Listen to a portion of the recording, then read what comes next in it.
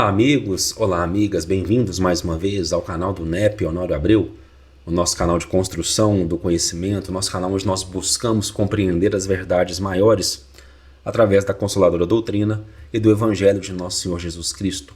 Muito obrigado a você que nos auxilia a engrandecer esse trabalho, compartilhando, curtindo, comentando, entregando essa tarefa para mais e mais corações. Para ser um canal sem monetização, nós já estamos aí com 1.300 inscritos, um pouco mais. E isso é fenomenal. Isso é fenomenal. Um canal que tem estudo, que não tem firula, que não tem edições muito caras, que não tem patrocínio. Então isso é muito bom. Muito obrigado, porque é você que faz esse trabalho. Sábado, dia de O Livro dos Médiuns. Então, depois da nossa vinhetinha, nós continuaremos no primeiro capítulo, onde o Sr. Allan Kardec busca responder a pergunta há espíritos, e a gente tem que ter só um pouquinho de paciência para a gente ler, para a gente comentar, para a gente compartilhar conhecimento, para a gente meditar. Então vamos lá.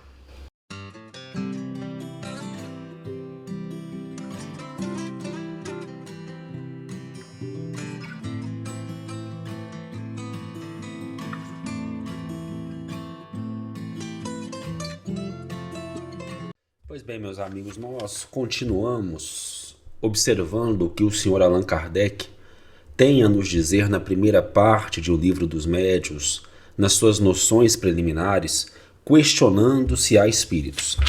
E na semana passada nós encerramos com a parte do texto em que ele faz as seguintes indagações. Em que se tornou a importância da Terra perdida nessa imensidade? Ele está falando da imensidade dos mundos que povoam o universo.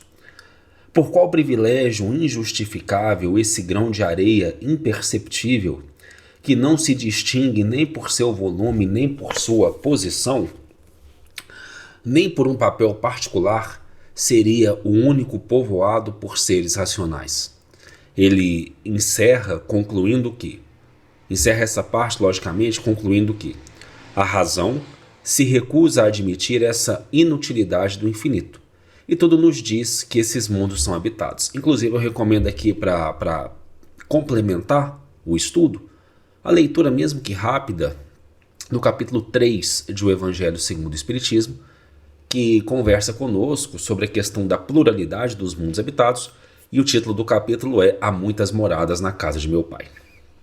Pois bem, continuando, o Sr. Allan Kardec dirá, e a reflexão é belíssima, uma reflexão riquíssima em lógica.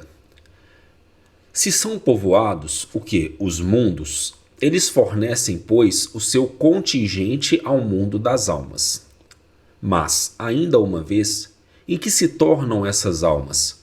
Já que a astronomia e a geologia destruíram as moradas que lhes eram assinaladas, e sobretudo depois que a teoria tão racional da pluralidade dos mundos as multiplicou ao infinito. Que lugar é esse, em que ele está se referindo que a astronomia e a geologia destruíram?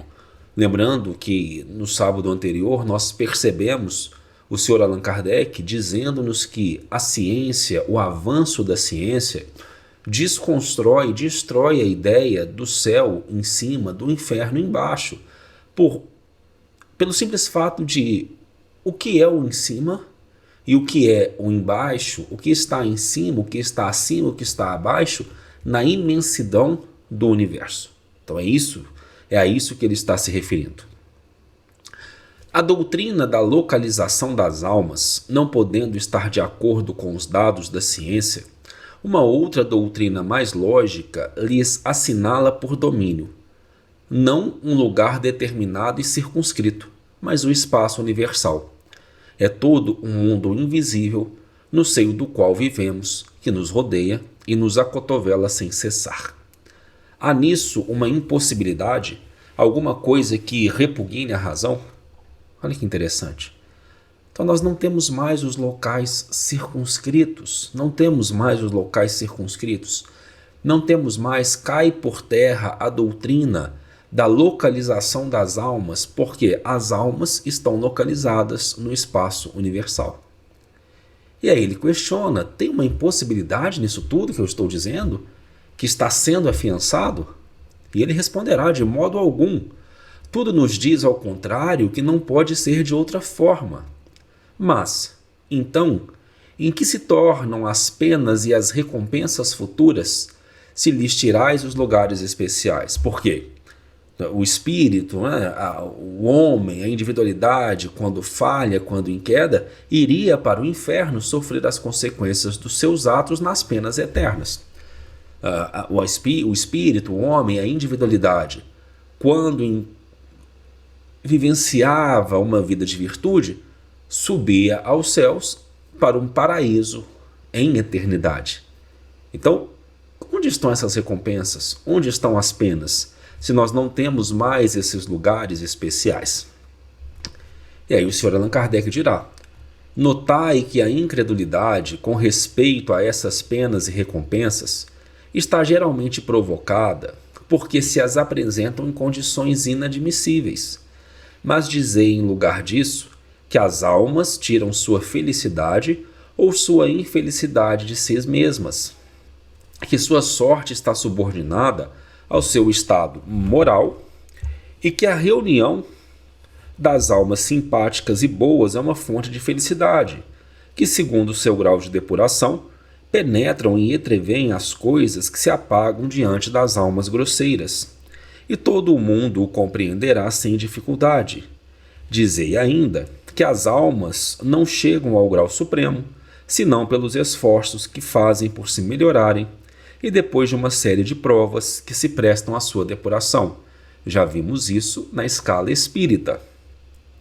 Que os anjos, estamos vendo isso em O Livro dos Espíritos, estudos que jogamos aqui ao ar, jogamos uma palavra meio feia, né? Mas estudos que proporcionamos todas as segundas-feiras às 6 horas da manhã, que os anjos são as almas que alcançaram o último degrau, o qual todos podem atingir com a boa vontade, que os anjos são os mensageiros de Deus, encarregados de velar pela execução dos seus desígnios em todo o universo, que são felizes com suas missões gloriosas, e dareis à sua felicidade um fim mais útil e mais atraente do que aquele de uma contemplação perpétua, que não seria outra coisa senão uma inutilidade perpétua.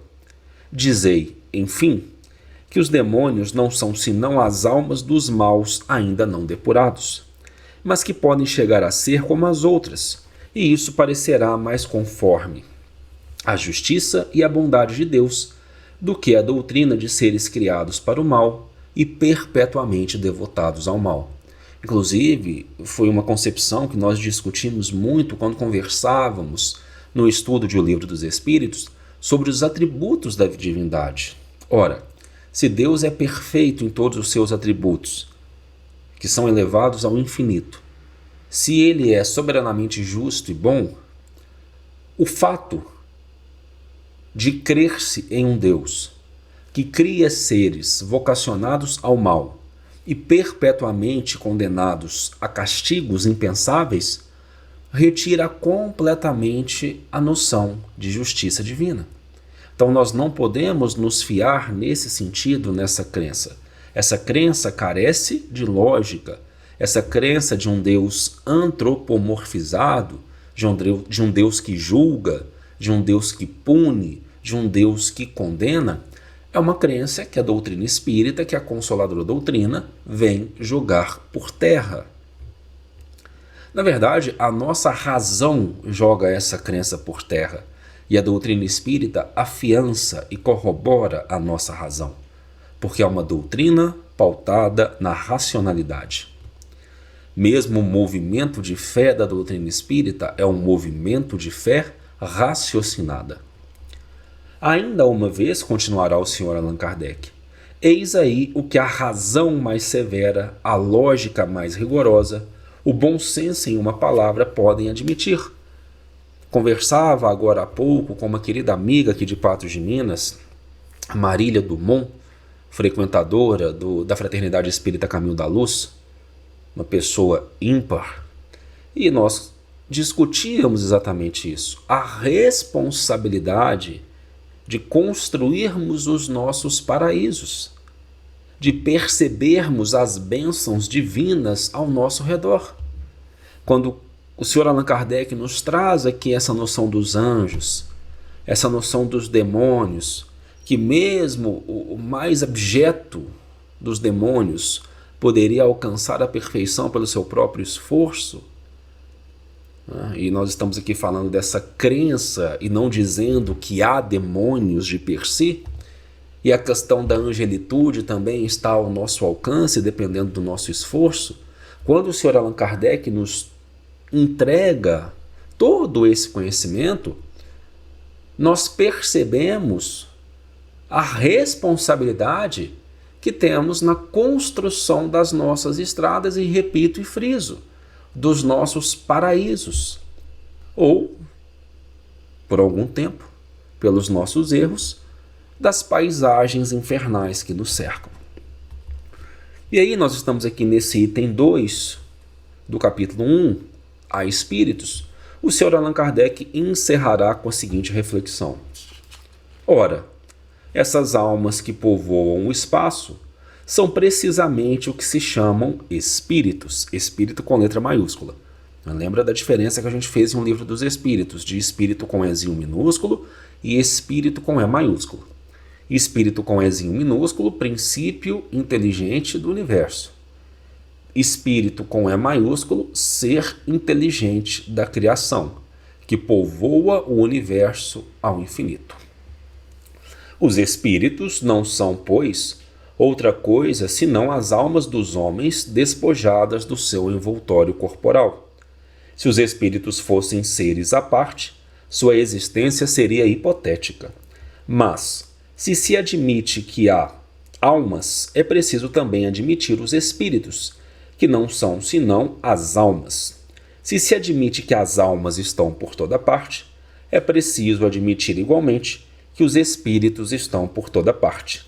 Não se poderia, pois, negar a existência dos espíritos sem negar a das almas.